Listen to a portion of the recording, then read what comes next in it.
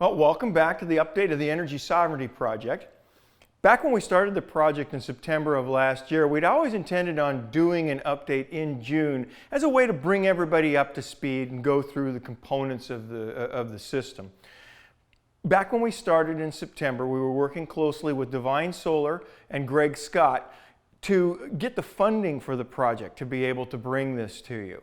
At that time, they helped us identify some tax incentive programs as well as rebates through PG&E in the state of California. At that point, we began to all work with Sunworks and Emil Bietpolis, who helped us solidify the system itself and come up with the system requirements to run an entire home using nothing but the batteries. Well, you're all here because you're wondering, well, what happened to our 6 Powerwall batteries? But before we go into that, there are some people that I'd really like to thank that were instrumental in bringing this all together. We've already mentioned Greg Scott and Divine Solar, as well as Emil with Sunworks. And they had to work in conjunction with Sacramento Municipal Utilities District, or SMUD, to be able to get our system approved. Well, in a home that uses approximately 30 kilowatt hours a day, it's relatively easy to get approval for 7.2 kilowatts, even into the 8 kilowatt range for solar production. When you go much higher than that, then they start to wonder what you're doing. Well, the Energy Sovereignty Project, we've installed a little over 10 kilowatts of production on the roof. Well, working closely with Jose Orozco with SMUD, we were able to outline that we were using an electric vehicle and that we were also using the system to power 6 of the Tesla Powerwall 2 batteries. And with that, then they were able to then work very smoothly and get the project approved through SMUD. Also have to thank our homeowners association. They were very cooperative with the installation, as well as some of the California state regulators. Mary Claire Evans was also helpful in identifying the battery rebate program that was available through PG&E. So all of this allowed us to come together to bring the system to you and present you with what we have now. We're capable now of producing 67 kilowatt hours of production, 65 to 67 kilowatt hours a day production. The home is running right nominal what we were looking at. It's using 24 kilowatt hours a day or so. And so everything's coming together. But you might wonder, where are the Powerwalls? Well, through the beauty of CGI, which is what we have to resort to, here they are. Looks nice, huh? Well, I really wish we had them here to actually show you, but we don't. The reasons we don't are many. I have a process engineering background, so I feel their pain, but I don't know exactly why, because we don't have the communication channels available to us through Tesla. I wish we did. I wish we could get our questions answered. So it forces me to make some assumptions. Well, one of the assumptions would be that they simply can't produce enough Powerwalls, and so then they can only get them to the customers that they can get them to. That may also mean that if you want 6 Powerwalls, they start scratching their head wondering how are they going to get one customer 6 Powerwalls when they'd really rather get 6 customers a Powerwall or 3 customers 2 Powerwalls. So there might be some justification that needs to take place there. The other possibility is that they simply can't get them all talking. I know of many people that have installed 1. I know of quite a few people that have installed 2. I know of few even that have installed 3 Powerwalls. There's one gentleman in Southern California that has installed 4 Powerwalls, and they're apparently working. But nobody that I know of has installed 6. And so that might be a problem. However, as you can see from these pages that we're bringing up on Tesla's own website, they show in their configuration that you can configure up to 9 of them. Well, the interesting thing about their calculations on their website is now their calculations for a 30 kilowatt hour a day production solar home, a 10 kilowatt hour, 10 kilowatt production home, 30 kilowatts a day usage with 6 Powerwalls is not only configurable, but all of those numbers match up identically to what we calculated a year and a half ago they should be. Well, when we went to configure all 6 Powerwalls in actuality, we were told by Tesla that they could only give us 4. We were told that it was due to a firmware issue within the Powerwalls and that it was simply not possible to do all 6. Well, if that's true, then we're hoping that they will at some point install all 6 Powerwalls.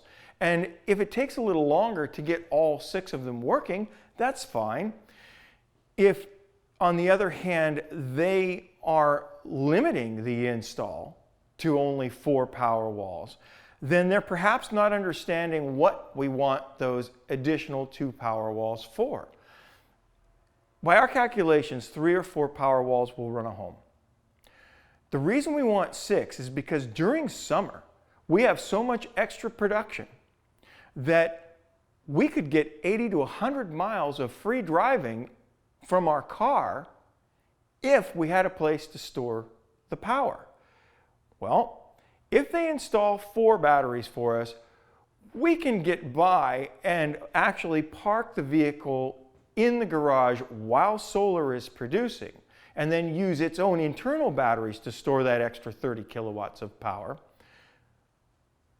But in your home, you're at work. You don't have that ability. You need that extra storage so that you can then come in and recharge your car at night using that extra production. That's what we had always intended on using those additional 2 batteries for. So it's been, from the beginning of the Energy Sovereignty Project, very important that we get all 6 batteries. So why can't we have them? Well, Tesla's been busy. Is there life on Mars? Okay, we know you've been busy. You've been installing in Australia. You've been installing and really helping hurricane-ravaged people to rebuild their entire power grid. You've been landing rockets. Outstanding. But you ultimately have a responsibility to your consumers to supply your product, especially when you have something like the PG&E battery rebate operating. By our calculations, if you could install your batteries this year, it would cost you $5,000 per Powerwall installed. This rebate project that California has through PG&E is being phased out. Tesla and everybody else that didn't know about this project or didn't install Powerwalls has already missed the first window. That closed at the end of last year in December. Now we have a window with a slightly reduced amount, which again, as I stated, comes out to about $5,000 per battery. Next year, it winds up getting reduced even further. Hopefully somebody from the state of California is watching this. They can then maybe extend this rebate program out a bit longer, allowing Tesla to catch up. But I also hope that there is somebody at Tesla watching this video. Guys, you've got a great product. You have to be able to get it to the consumers. The consumers have to be able to install this product. We're here waiting. We're ready to install 6 Powerwalls on a fully functioning system to show exactly how a house can run independent, how everybody watching this can regain their energy sovereignty, and exactly how many batteries it's going to take to do that, and exactly what amount of solar production you do need. These are things that are known by Tesla. They have to be, otherwise your configurator would not be that close. So it's really unfortunate. Here I have a page that's linked to my referrals. If you're interested in a Model S, if you're interested in a Model X, please feel free. Use my referral page and my referral code. It'll get you at this point free supercharging, some other perks. But as much as it hurts me to say this, I can't recommend using my referral code to get a battery at this point. I wish I could, but I can't in any good conscience say that you will get your Powerwalls within a year, especially if you're planning on following the guidelines for the Energy Sovereignty Project and running your home using 3 or 4 of them, much less 6 of them. So I hope you found that interesting. As we move along, we will certainly keep you informed as far as what Tesla is telling us about an install date, or whether or not it's even possible to install 6 of the Powerwall 2s. So feel free to like and subscribe, and we'll be bringing you regular updates as we go.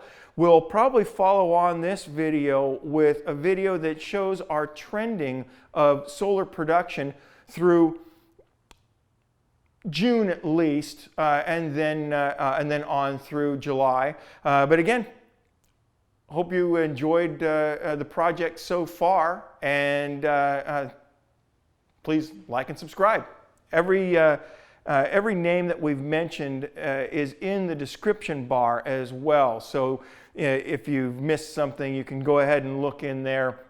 Again, kudos to all those people that have helped us out, and thanks for following us.